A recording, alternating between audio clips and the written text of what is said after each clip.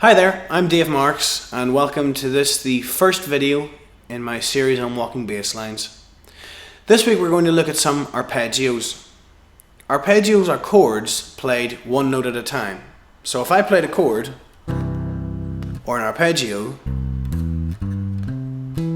it's the same idea. Both of them are C major. One is played harmonically, where we play everything on top of each other, and the other one is played melodically, where we play one note, then the next, then the next. Walking bass lines attempt to outline harmony through melody. So instead of playing the chord, we play the notes of the chord across 4 beats.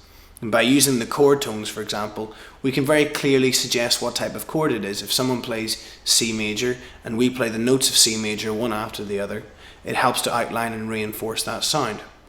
So, the first thing we need to be able to do is play our arpeggios for 3 different chord types. We're looking at a chord progression that goes 2, 5, 1 in the key of C, which means in the key of C there are 7 different chords that can be played. The second one is D minor 7, the 5th one is G7, and the first one is C major 7.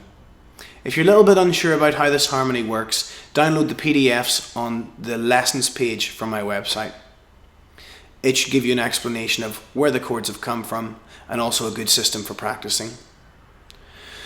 First of all, we'll look at our D minor 7 shape. So a minor 7 chord has a root, a flat third, a 5th and a flat 7.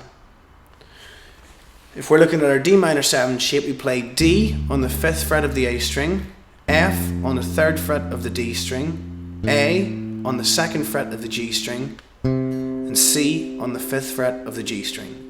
So D, F, A, C.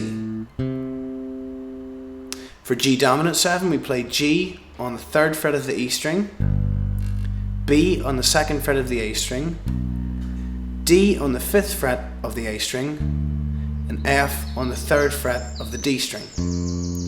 And then finally for C major 7, C on the 3rd fret of the A string, E on the 2nd fret of the D string, G on the 5th fret of the D string, and B on the 4th fret of the G string. Here's a close-up of those hand positions. So first up we have D minor 7, D, F, A, and C. Using my 4th finger, 2nd, 1st, and 4th. Okay, next up for G7, playing G, B, D, and F, and I'm using my 2nd finger, my 1st finger, my 4th finger, and my 2nd finger, and then finally C major 7, C, E, G, and B. I'm using my 2nd finger, 1st finger, 4th finger, and 3rd finger. Here's the 3 in a row.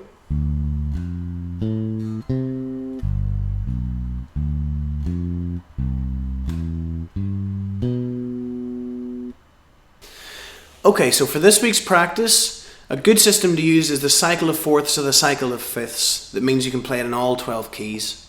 If you have a look on the lessons page on my website, you can download PDFs that show you how to do this. And for this lesson, I've actually written out that same 2-5-1 progression in all 12 keys.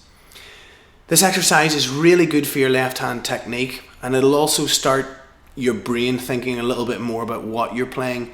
Do you know the names of the notes in all of the chords? Do you know what the intervals are? Do you know what the shapes are properly? Can you move it through different keys? Hopefully as you play it through all 12 keys, you should start to realise it's all the same idea, just being moved around the neck.